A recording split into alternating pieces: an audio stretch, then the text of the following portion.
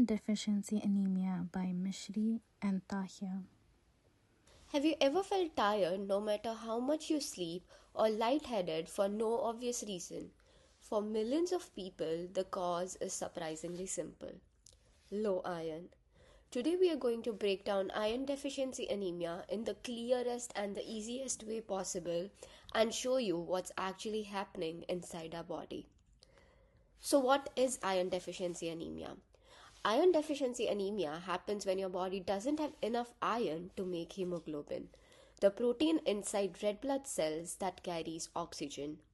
Without hemoglobin, your cells can't get the oxygen they need, and that's why low iron makes you feel tired, weak, pale, or dizzy. According to Schott and Domakalski, IDA is one of the most common deficiencies in the world. There are actually two types of iron in the food. Heme iron, which mostly comes from meat, is very easy for our body to absorb. And then there's non-heme iron, which comes from plants like beans, lentils, spinach, and nuts.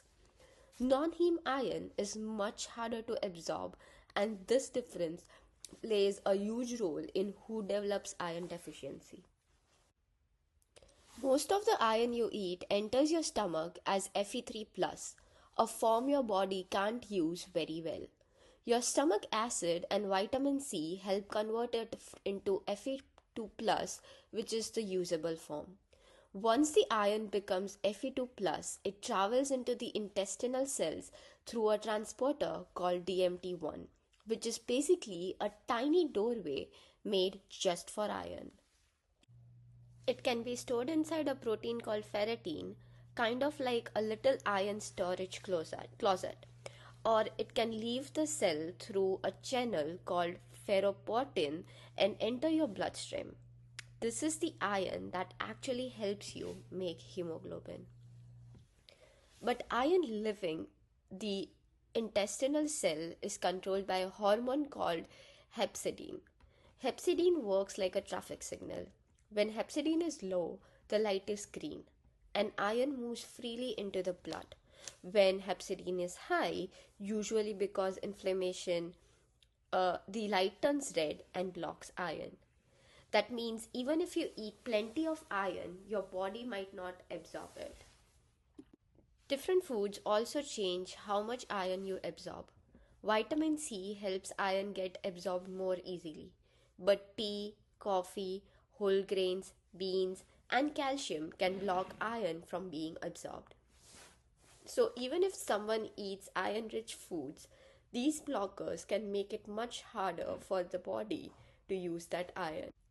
So, what does iron deficiency actually feel like? The most common symptoms are extreme tiredness, pale skin, dizziness, shortness of breath, and a fast heartbeat. Without enough iron, your red blood cells can't carry oxygen and your body starts to struggle. A case study by Chai and colleagues showed a patient with one of the lowest hemoglobin levels ever recorded. She was extremely weak, pale, and struggling to breathe normally. This shows that the untreated iron deficiency can become serious and even life threatening. To diagnose iron deficiency anemia, doctors test ferritin, hemoglobin, and transferrin saturation. Ferritin is the most important marker because it tells you how much iron you actually have stored in your body. If ferritin is low, it almost always means iron deficiency. The most common treatment for IDA is oral iron, usually ferrous sulfate. It works, but it can take months to rebuild your iron stores, and it sometimes causes stomach problems like constipation or nausea.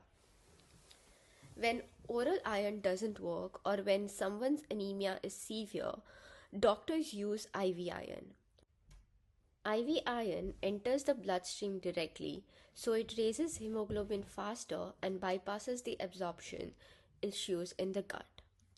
A recent study by Dominguez and colleagues showed that different IV iron types have different effects on the body. Ferric carboxymaltose can raise a hormone called FGF23 more strongly, which can lower phosphate levels too much. Ferric derissomaltose has a milder effect, so the type of IV iron you receive matters for the safety and side effects.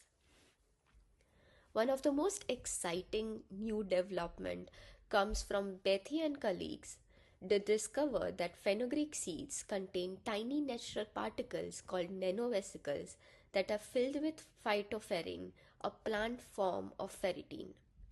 These vesicles protect the iron during digestion and help it get absorbed better. In lab tests and rat studies, these nanovesicles corrected anemia and improved iron levels much more effectively. In iron deficient rat models, these phenogreek nanovesicles raised hemoglobin levels, restored normal blood cell counts, and improved overall energy. This shows that plant based natural iron delivery systems might be powerful treatment for humans. So, in summary, iron deficiency anemia happens when your body can't make enough hemoglobin because it doesn't have enough iron. The absorption process inside your gut is complex and easily disrupted, which explains why IDA is so common. But the good news is that it's very treatable. And new research is making iron therapy safer and more effective than ever. Thank you for watching.